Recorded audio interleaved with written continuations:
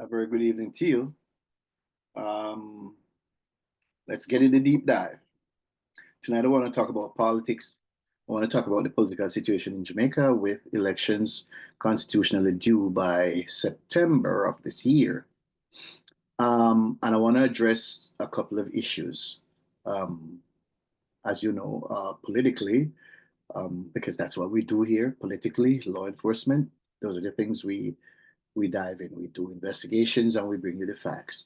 And so tonight, I just want to talk to you about the elections that are imminent, um, and ask that you tell us or help us to understand what's at stake um, in this election, the issues that are going to be front and center in this election. It's important because um, there are certain developments happening in the country.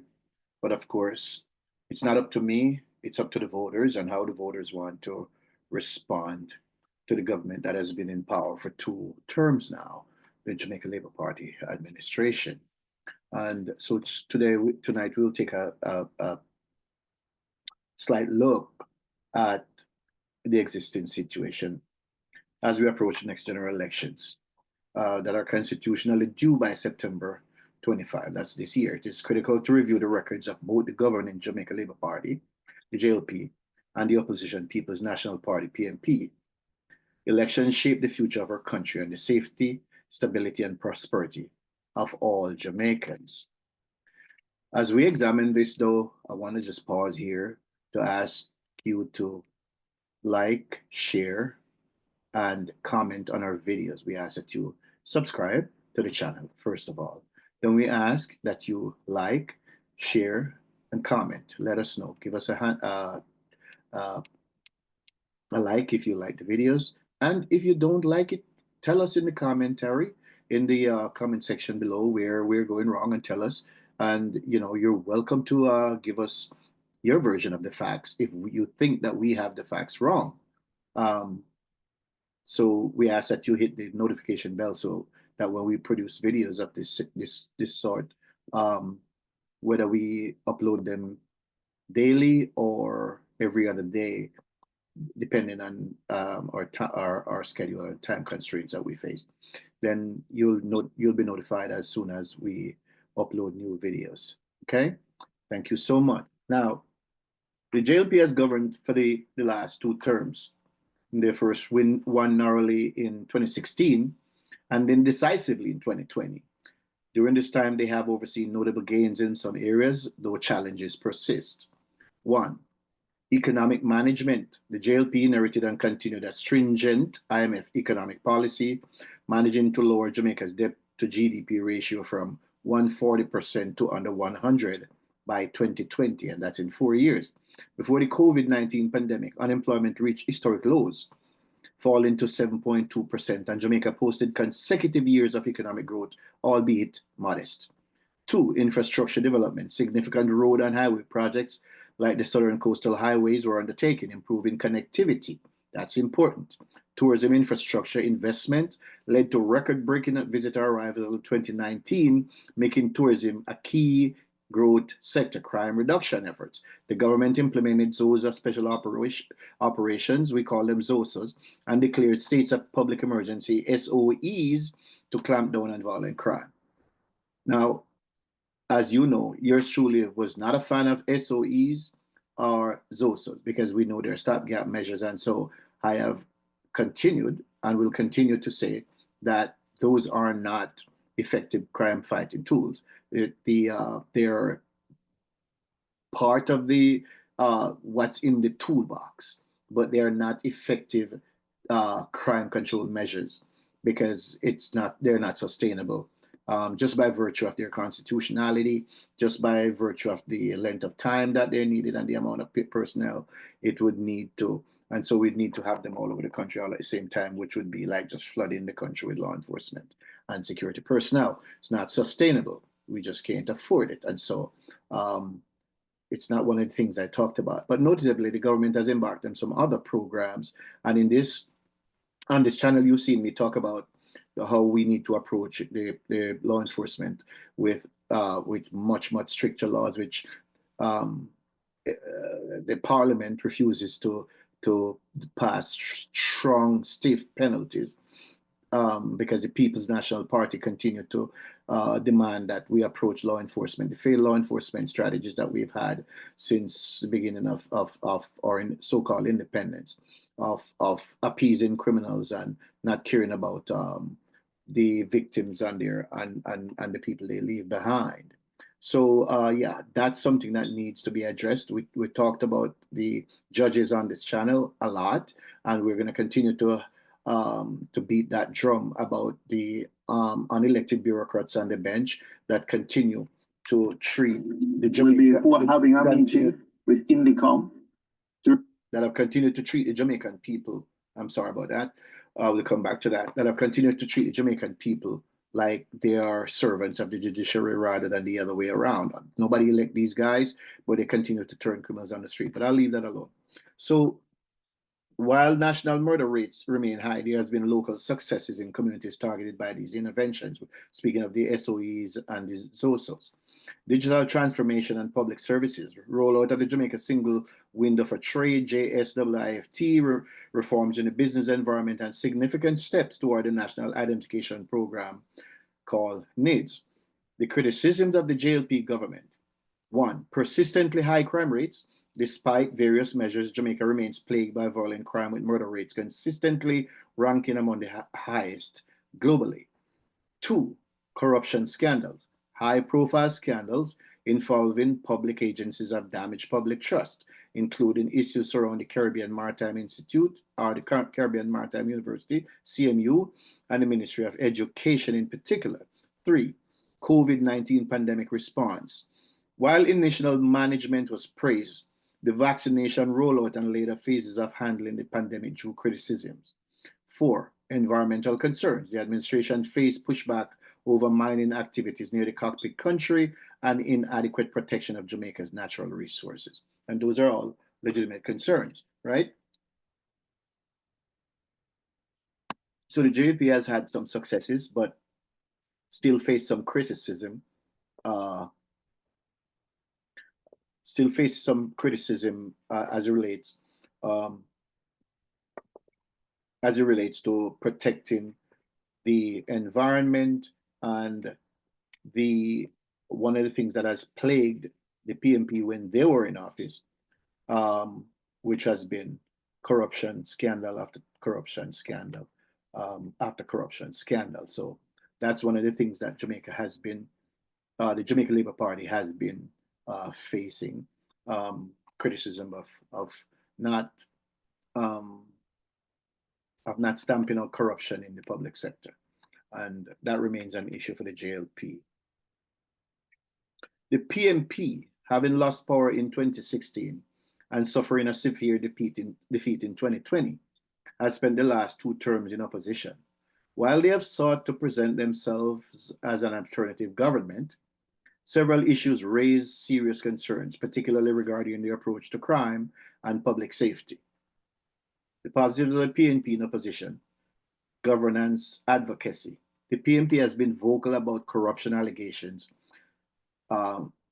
the JLP has been accused of while in government, demanding transparency and accountability. All this while it was bogged down with corruption scandal after scandal that hit them unceremonious, that got them unceremoniously booted from Jamaica House in the first place. Despite the investigative agencies in our country, not a single person in the PNP has been held accountable. But the party wants to be trusted with taxpayers' resources once again in this upcoming election. 2, social justice and rights advocacy. The party has continued to champion a rights-based approach to policing and governance, advocating for protection of human rights and constitutional freedoms. 3, community engagement. Since 2020, Mark Golden has spearheaded several listening tours to reconnect with voters, so to speak, particularly those disillusioned by the party's prior leadership challenges. And we all know about the leadership challenges they're going through. Critical negatives of the PNP in the opposition: opposition to tougher penalties for violent criminals. This cannot be overstated. Perhaps the most alarming aspect of the PNP stance is their repeated opposition to stiffer penalties for violent criminals. In Parliament and public discourse, they have resisted legislative changes aimed at imposing harsher sentences on murderers, gunmen, and other violent offenders. While the JLP has pushed for stronger anti-crime measures, including mandatory minimum sentences for gun crimes and extended periods of imprisonment for repeat violent offenders, the PNP has insisted on a rights-based approach. They argued these measures violate constitutional rights, even as Jamaica struggles with rampant murders, contract killings, and gang violence. The result is a clear divide. One side advocates for stricter enforcement and penalties, the other continue to prioritize the rights of criminals over the safety of law-abiding citizens. Two, failure of the rights-based approach. The PNP's insistence on this model has been widely criticized, not just by political opponents, but by many Jamaicans living under the constant threat of violence and Jamaicans who would like to return to live in the country of their birth. The facts are clear. Decades of applying a lenient human rights focused framework have failed to curb the deadly wave of crime engulfing communities. In fact, that approach has demonstrably failed, leading to the present dilemma the nation now finds itself in. Innocent Jamaicans continue to suffer, while hardened criminals exploit the legal system's lenient criminal coddling. Even with violent crime spiraling out of control, the PNP remains steadfast in its opposition to tougher laws, arguing for more social interventions and community policing, despite limited results in the face of brazen criminality over the last several decades, which forces reasonable Jamaicans to conclude that the PNP clearly sees this as a winning political strategy, what with the nation's love affair with criminals. The PNP's internal divisions and leadership challenges have weakened the party's ability to present a coherent policy platform. Despite attempts to reconnect with their base, they have yet to convince the majority of Jamaicans that they understand or can adequately address the crime epidemic that has paralyzed our country. With only 14 seats since 2020, the PNP's ability to influence legislation has been minimal. However, they have used their platform to oppose many of the government's crime-fighting tools, including SOEs and enhanced security measures, unconcerned about the fact that hundreds of Jamaicans are dying as they play political games to achieve power. Crime is the single greatest threat to Jamaica's future. While the JLP strategies have had mixed results, the government has demonstrated a willingness to act decisively. They have passed legislation to increase penalties, declared SOEs, and empowered the security forces, sometimes at great political cost. The PNP, by contrast, has consistently prioritized the rights of accused criminals over the safety and security of everyday Jamaicans. Their refusal to support harsher penalties and their opposition to emergency measures to combat gang violence suggest a fundamental disconnect with the fears and frustrations of the Jamaican people. As we approach the polls, Jamaicans must ask, who is serious about protecting lives and restoring order? Who understands that there can be no rights without safety, no freedom without security? It is time to make decisions rooted in the realities we face. The lives of future generations depend on it. The PNP must stop playing politics with national security. The PNP understands fundamentally, as Michael Manley would say, fundamentally. The PNP understands fundamentally that the Jamaican population has a large segment that is pro-crime, pro-criminals. And that is the fear, that is the base the PNP plays to, constantly telling the Jamaican people how they stand with them, and they love poor people, not understanding, because the people not understanding that crime is the greatest threat to their economic success. And so the PNP is playing politics with that because they know the vast majority of the uneducated people who live in the most depressed area will support a strategy, because they have to hustle, will have to support a strategy that is antithetical to law and order and the prevention of crime. And the PNP has been capitalizing on this for decades, refusing to help to put strong protections in place for the law-abiding Jamaicans because of politics trying to get into power and trying to retain power. When they get power, they allow crime to run rampant, gangs to metastasize, gangs to just proliferate throughout the country. I want to just touch on something that Just to enhance my point, Peter Bunting, the former PNP former Minister of National Security, whom I refer to as Peter Dumpting, I borrowed the phrase from my friend, Peter Dumpting, who was Minister of National Security, and when crime escalated on his watch, when Jamaica's homicide rates reached astronomical numbers, and he was ashamed, he threw up his hands and said that the only thing that can save Jamaica from the gangs and the criminality was divine intervention. Now, Mr. Dumpting ought to know that God is not going to come down and help Jamaica with its problems. And we can try to paint a rosy picture as we want by people coming to Jamaica and talking about, oh, Jamaica nice. But there's a large majority, the vast majority of people who are people who live abroad, Jamaica, and live in the diaspora, know what really goes on. A lot of people like to return, can't, don't want to. Some may return. But there are a lot of people who are actually sending weapons back, and they don't mind because they feel that they have an affiliation with the gangs and connected to the gangs. That is not to say that all people who return are doing that, but there's a percentage who are doing that. But I want to talk about Peter Bunting, because Peter Bunting here was the Minister of National Security, throw up his hands, there's nothing he could do, God would have to fix it. Well, God ain't gonna fix it. We, as Jamaicans, have to fix it, right? And he didn't do anything for the police while he was Minister of National Security. He didn't do anything for the country as Minister of National Security. He was a placeholder. He was there like all the other ministers, PNP, in the people PNP hierarchy. They didn't do anything. Yeah. And the country got saved.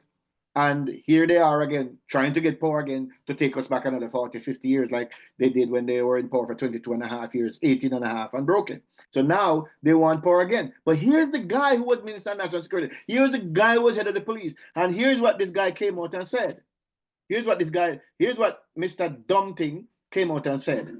We'll be having a meeting with INDICOM to really examine the circumstances of these, to ensure that we don't go to what is might be called shortcut policing, extrajudicial killings.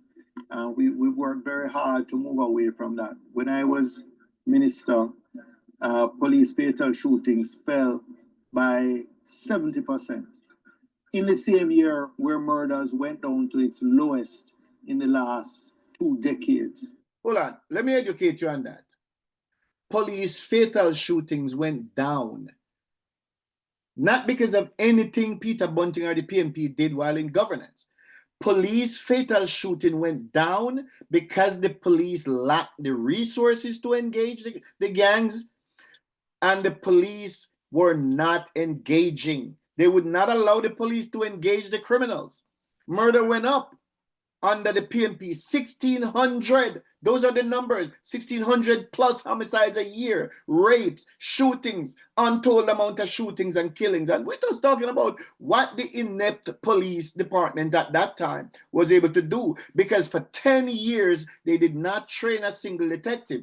Police didn't have weapons. They put every one of the cops back in uniform. There was no investigative harm. Nobody was confronting the criminals. So that is why fatal shooting went down, because the officers were not engaging. The police morale was in the dirt. We didn't have a police force because the force was basically the PNP government and Jamaicans for Justice who ran the country. There was no policing going on. So police were not engaging, and this is how we end up with the proliferated amount of gangs that we have across the country. A mass proliferation of gangs under Peter Bunting and the PNP. So Peter Bunting should be ashamed of talking about police fatal shootings went down. And it's a lie for this guy, this lying charlatan, to sit here or stand here and tell the Jamaican people about police fatal shooting went down and homicides went down. Homicides did not go down. On this very channel, I talked to you about and showed you the homicide numbers during Bunting's and even Bruce Golding's time administrations. No, they were not going down, no lowering of homicide. So we don't have to have that style of policing in order to reduce violent crime and murder. This is the guy who is trying to become Minister of National Security again. Enemy of the police, enemy of the state, enemy of the police. Murders in particular. Yeah, but they would try to do anything to curry favor with the uneducated masses. That's their formula. It has worked for them from Manley was prime minister. They cater to the least educated people, lie to those people, and that's how they gain power. They're like cotton candy, sweet to the taste of the masses. Yeah, no nourishment. You eat it, you die for thirst, and it destroys your health, destroys your teeth. Cotton candy has no value. That has been the PNP. Body-worn cameras, which we piloted over a decade ago. Okay, this is another thing that I talked to you about. Every time that the Jamaica Labour Party advances a program, they said that they piloted what? Where are the body-worn cameras that Peter Bunting, Portia Simpson Miller et al. Piloted? Where did they? Who saw them? Everything the JLP bring to the fore in law enforcement or in infrastructure or whatever, they claim that it was in the pipeline. In what pipeline? There was nothing. They didn't do shit. They didn't do nothing. This guy is a fucking liar. He's a liar. He's a liar. He's a damn liar. Is a strong method of improving police accountability. It protects professional police officers against unfair allegations. This fool at least should have this sense, because he sat at the hierarchy of the nation's national security. It just goes to show you the peril in which our country is placed when these lowlives are in power. Imagine. As I said right here on this channel, police fatal shootings are largely up to the people being arrested. Jamaica has a lot of violent criminals and a whole lot of guns. Jamaican jails are filled. Jamaican prisons are filled with people who the police, who the security forces hold, arrest with illegal firearms. So if a guy has an illegal weapon and he's approached by the police, and when the police feel that weapon and try to arrest him and he don't try to pull that weapon, he's going to survive. He's going to survive. But if you pull the weapon, the cop have every right, the officers have every right to protect themselves and protect the public. And that's what they're doing. This guy, what he should be doing is meeting with the police commissioner to commend the police commissioner for these new strategies, for these new initiatives. That's what he should be doing. Trying to get briefing from the present commissioner to see how best he can, while he's trying to attain power, formulate new strategies that are consistent with these strategies that this police commissioner is using and are showing results. That's what he should be doing. But no, this is not what he's doing. He's meeting with Indicom, which is a clear strategy to show that he's against the police and with the people who are making noise about extrajudicial killings when they are none. This is political chicanery at its finest. Peter Bunting, Peter Dumpting, is a charlatan. He's a charlatan, but that's PNP strategy. It has always been PNP strategy to destabilize. They have no interest. They have zero interest in seeing Jamaica free from the scourge of crime. The PNP does not. What I fail to understand is how any law enforcement officer could vote for that. could vote for those people. All across the nation, we see rehabilitation of old police stations, building of new police stations, and strategies to create even more better facilities and amenities for police to work with. Police force have been improved, new uniforms that I've advocated for since I left law enforcement that look like police uniform and not look like some stupid costume. Yeah? Better pay. Equipment to work, even though they're not where they should be, because I continue to say, before we get body camera and all of that, let's get tasers. Let's get tasers, because the level of interference in police activity demands swifter, more strident means of dealing with the unruly on our streets. Yeah? Every single officer should have a taser, and that's where the government need to be headed, to get our law enforcement officers tasers. I think the taser is going to be the most effective weapon against the unruly elements. And yes, the police still need a lot of training, a lot more training. Look, I'm not going to keep going tonight. You know, if you like the content we produce, look at it.